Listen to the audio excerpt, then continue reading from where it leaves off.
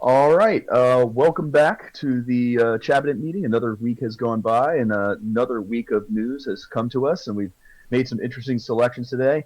I am the department chair, and my colleague is, The cabinet. and we are here again with some interesting stuff that's been going on. We're obviously still watching as the election still meanders on. Still wondering what's going to happen as states go into lawsuits and then out of lawsuits and then in lawsuits again.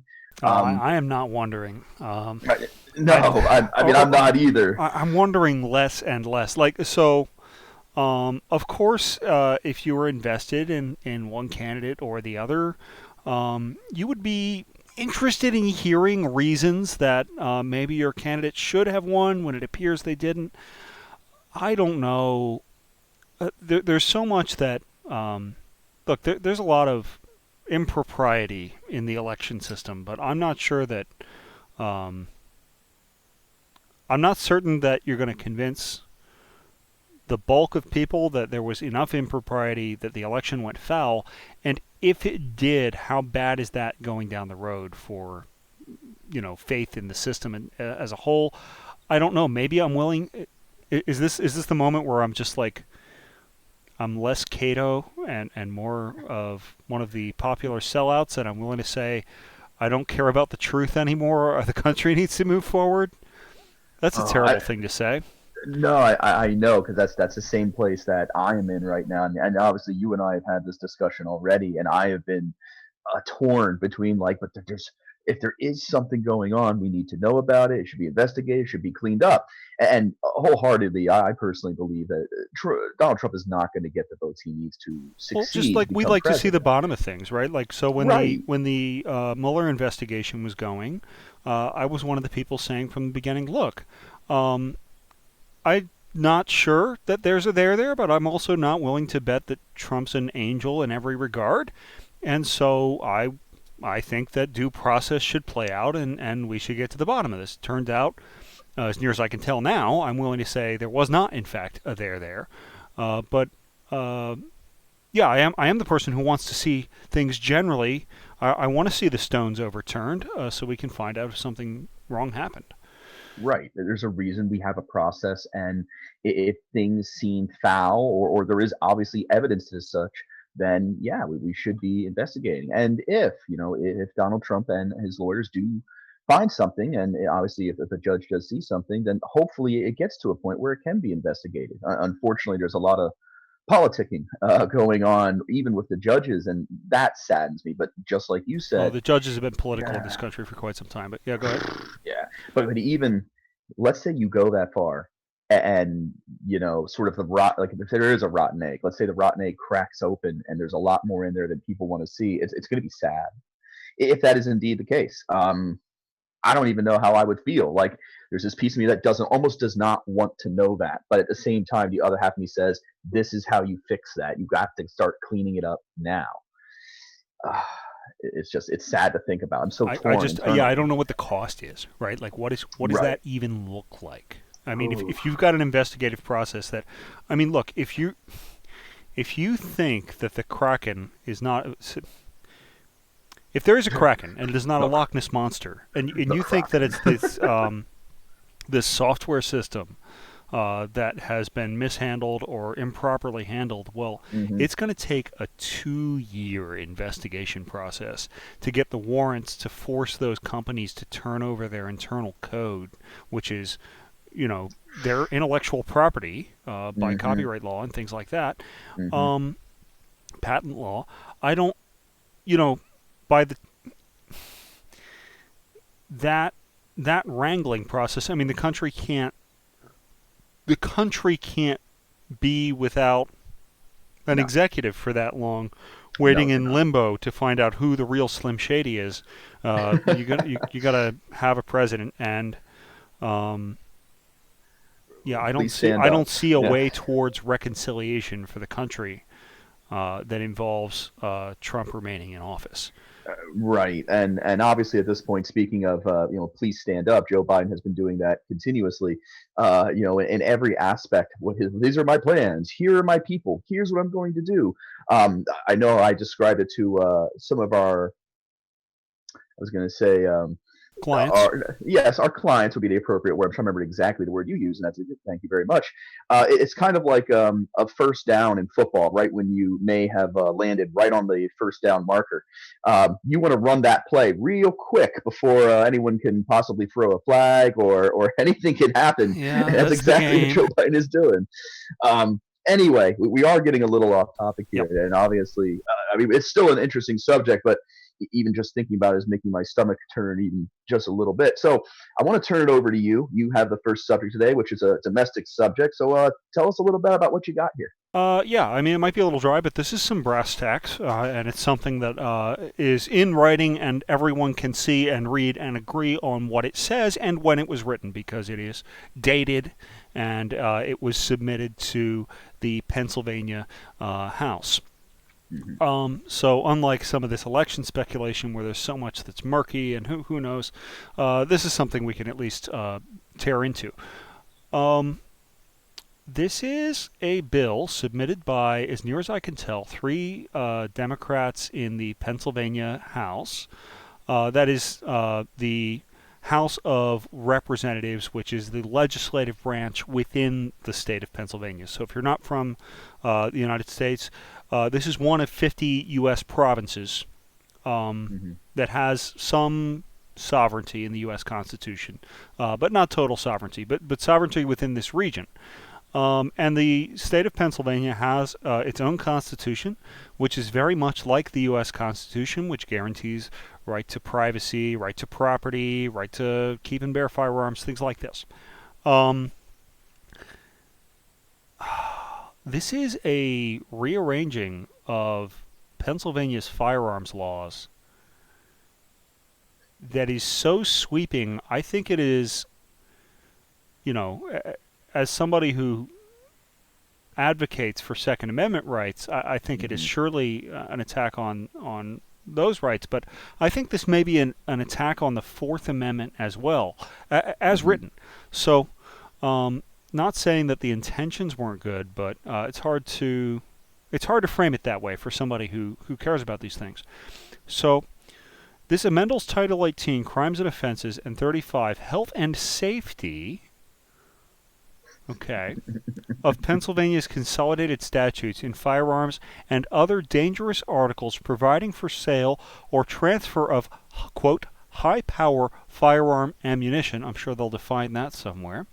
Right. That's the first thing that my eyes locked onto. High power. What is your What is high definition of power? high power? Um, yeah, that gets interesting. Mm-hmm. Provided for sale. Further providing for interstate mutual aid and providing for, and this is the part that's actually scarier to me than any of that. You know, as a Mm-hmm. firearms advocate, you can get a little reactionary. Oh no, they're going to ban this particular firearm, and then you look around and you're like, well, it's not that bad. I can still have all these other firearms, or I can register this, or grandfather that, or whatever. Mm-hmm. Um, Creation of a, quote, Penncorps state defense force. Now, the Pennsylvania already has a National Guard. It does.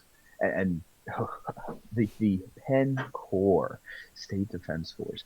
So what does that entail? What is that? An alternate militia? A state? Well, Yeah, actually, yeah, a it is. state It is a. funded I mean, militia. it's exciting. Well, that's and yeah. 'Cause it's funny you brought this up because I was looking at something about this too last week, and in my eyes, a militia is not a state or federal organized thing. That's the whole point to a militia. I mean, obviously, if we go back in our history, we've seen militias formed and then obviously Yeah, I helping mean, government providing for the bodies. common, Right. provide for the common defense. In the Civil War era, the varying Confederate states, before they broke away from the Union, they started to have militias that were state militias, like Virginia had a militia, or temporary forces. Like I think in the John Brown incident, um, Robert E. Lee was in fact at the head of a Virginia force sent to handle that issue, right? Hmm. In the name of the state of Virginia. So it's not unheard of in its history, in the United States history, but it's certainly a very different interpretation of the militia clause from where it has been used in the 20th and 21st centuries in the United Mm, States. right. Individuals who possess high power firearms. So with this, and again, I'm just skimming the top part right now as we go down. Um, is this a bill? And not to even to take the wind out of anyone's sails if this is serious. I mean, it's a Go for it. bill. Anytime you put a bill forward, it should be serious. But how many times have we seen Congress, whether it's state or federal, who someone proposes a bill for the sole concept of, look what I did, look what I did, look what I did, with no intention of it actually going anywhere. Yeah, Um, yeah. I mean, there's no way that this gets through. Um, even Republicans in more purple counties that lean blue or right. prefer things like we should have a national firearms registry, which if you're a privacy fan, you're probably against. I Hmm. do hate having to choose between the Second and Fourth Amendments. I'd like them both, but um, you know, uh, no Republican is going to be able to sign on to this. I don't think, and I think even Democrats in purpler counties, Democrats in counties that border West Virginia, Joe Manchin types are going to have a very hard time signing on to this because this is sweeping. So, well, first it says that they're going to consider the sale or transfer of this quote high power ammunition will be restricted to active members of the Penncorps who have signed up for Penncorps and have firearms licenses. So you're creating a special class of people who get these special privileges for behaving the way that the state government wants them to behave. Right. Um, A militia within a militia. yeah, an The individual legally possessing ammunition under this section can be held, uh, anybody except Penncorps members. Grading an individual who sells or transfers or attempts to sell or transfer ammunition to an individual who's not an active Penncorps member, misdemeanor. Um, Definitions is used in this section. High power firearm ammunition, here we go, shall right, mean the yeah. following types of ammunition. And now we get 5 types of ammunition. No, I'm sorry, Oh, there's 7 more. types. Yeah. 7 types. 1. Oh. This is pretty sweeping. This is entirely for show. Oh, It's not please, yeah, going anywhere. please. But Please read them just for the entertainment yeah, factor. sure. 1. Ammunition constructed entirely of one or a combination of tungsten alloys, steel, iron, brass, bronze, beryllium, copper, or depleted uranium. Okay, so my full metal jacketed World War II rifle rounds are out Yeah. that I keep around for historical purposes and for But nostalgia purposes and teaching. And okay. sounds like I should Number get my 2, a full jacketed projectile larger than 22 caliber, also banned by number 2 apparently, whose jacket has a weight of more than 25% of the total projectile. That is definitely true of 8mm Mauser, otherwise known as 7.92. indeed. Uh, Um, I'm sorry. Even the first one, my mind immediately went to, so maybe I can pull out marbles in a slingshot, or perhaps, do what some of us in the paintball community. We have launchers that fire little Nerf footballs that we throw at tanks. right. What, Um, what would be left? Rubber? I mean, less lethal. Here you go, less lethal rounds. I mean, I could throw potatoes at you. um, I could always do a York Sprav and build myself all kinds of dangerous implements from everyday household items. But wait a minute. Is in the there United States, I have a right to bear arms. In Germany, he doesn't. So I understand why he does what he does. there's All right. aluminum's not here. If you can figure something out with that. Okay, so aluminum's not on the list as long as the jackets. Okay, so ammunition that is 50 caliber or greater out. Okay, so there goes the Revolutionary Reenactment muskets, many of which are 60 or 75 caliber. There Hmm. goes the cannons, by the way, the ancient black powder cannons that people want to show off on sailing ships and stuff. I guess they'll be forced to join this Penncorps. I wonder if Yeah. there's an application fee. Um, Attacks. Go. Just move on. Before.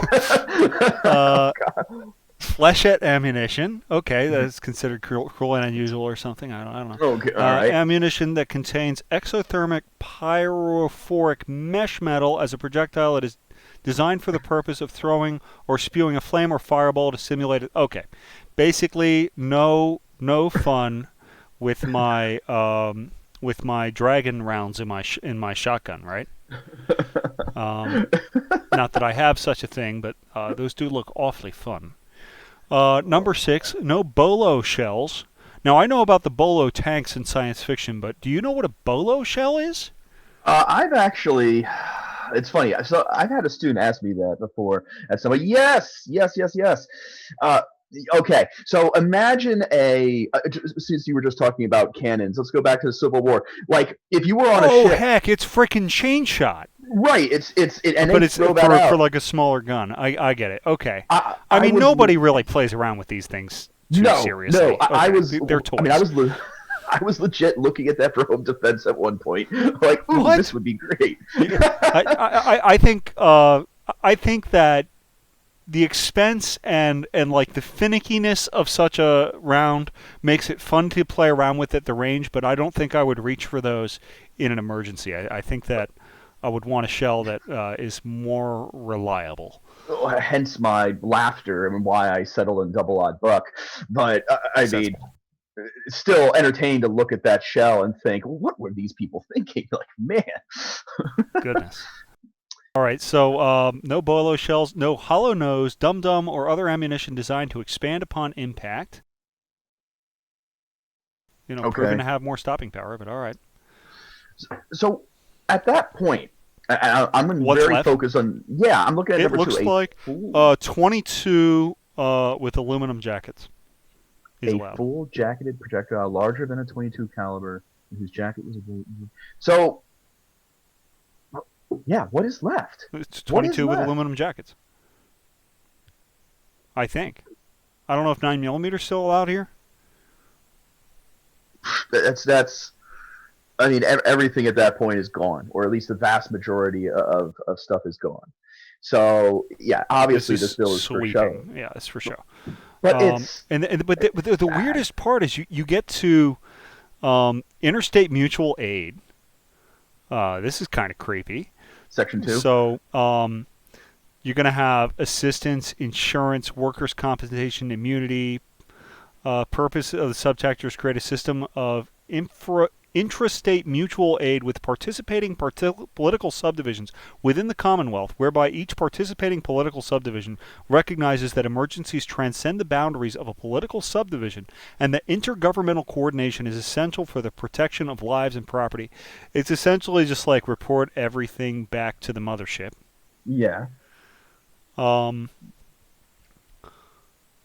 Agency committee dedicated. Okay, that's kind of more. But then you get into the membership of this. Let's see if I can find it here. Hold on. It's called a Penncorps, right? Penncorps membership. Yes. I'm still So rolling down on the article while you're looking for that. yeah. A dedicated emergency response organization. Okay, here we go. Charter. Subchapter C1. Down here on what is page 7 in my browser. Okay. Definition of Penncorps. Yeah, what line number? Line. Well, it's line number 1 On page of. 7? Okay, it's actually literally page 13. So Okay. page Somebody, 13. I'm looking at the article here. Okay, I'm at it. Penncorps. There you go, Penncorps. The following words and phrases. Okay. Dedicated emergency response organization. Blah blah blah. They're telling us what that is. U.S. Emergency responder, an individual. Probably, yeah, we know what emergency responders are. Incident, the event or condition which constitutes an actual or imminent threat to public health and safety, public or private property, or the economic well-being of the community. That's broad. Political subdivision, city, county, boroughs. Yeah. Establishment. The Penncorps is established as the state defense force of this Commonwealth. Membership. Penncorps shall be comprised of members who meet the following requirements. Oh, good. How do I get into this Penncorps? I've always wanted to be a member of a secret society. Have have been a Pennsylvania resident for at least 12 consecutive months. Okay, whatever. Mm. Have no unpaid state fines, or I mean, if you're freshly moved to the state, you got to wait a year before you can get a firearm. Okay. No unpaid states fines or penalties. Okay, so if I drive through the Easy Pass, but I haven't turned on the Easy Pass machine, apparently that will peg me. Our current or retired volunteer firefighter, if potential member is applicant residing in a municipality where the option is available. What? Have passed the appropriate physical and psychological tests within 60 days of membership approval, determined by the Penncorps Oversight Committee, which I guess this bill establishes. We need more committees, right? Benefits. The following benefits shall be given. Tax-exempt monthly stipend. 2 points reward. 2 points towards the civil service test for each year of Penncorps service. Tuition assistance. Student loan assistance. Home ownership assistance. Free training. And professional development. Oh, good. I've always wanted to be indoctrinated. Here we go. Free training and professional development on topics. I like the student loan guarantees built in.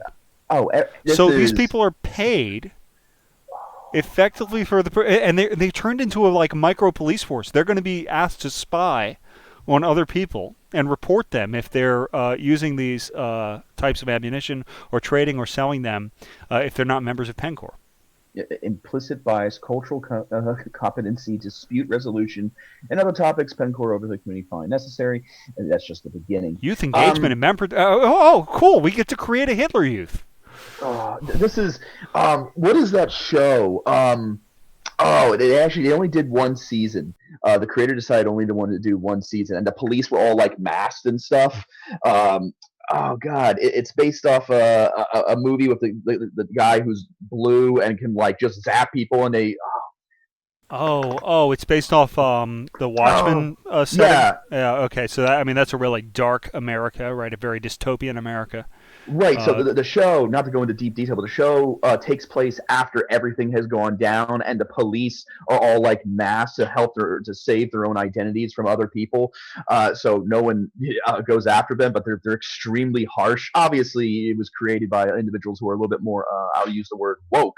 So you can guess where that's going, and this is what I'm seeing here. At least the beginnings of it. I mean, this is a. Oh yeah, the British government had, through all its military and all its like civil services, like people had to go through sensitivity training and learn how to speak about certain things. So that was, this is definitely some of that stuff. And yeah, I don't know. It's just super Orwellian and Brave New Worldy, and I don't like it. And I think you're right. I think that it is totally a just red meat for the radical base of these particular sponsors of the bill, who I think come from more heavily leaning blue districts. But man, there's some crazy stuff in here. Well, I think these individuals are right from Philadelphia, the inner parts of Philadelphia, if I remember correctly. The video I was watching. At one point was saying. So, I mean, obviously their perception of firearms may be a little different than... Here's the duties. Assisting with public health and community safety. Contact tracing. Oh, good. These people, these armed pseudo-police will be responsible for contact tracing. Violence prevention, youth engagement and mentorship, mental health and wellness intervention, focused deference, and group violence. Whatever focused deference is. Focused deference. Deference to what or who? Focused deference. Aren't we sovereign citizens? Who should I be kneeling to?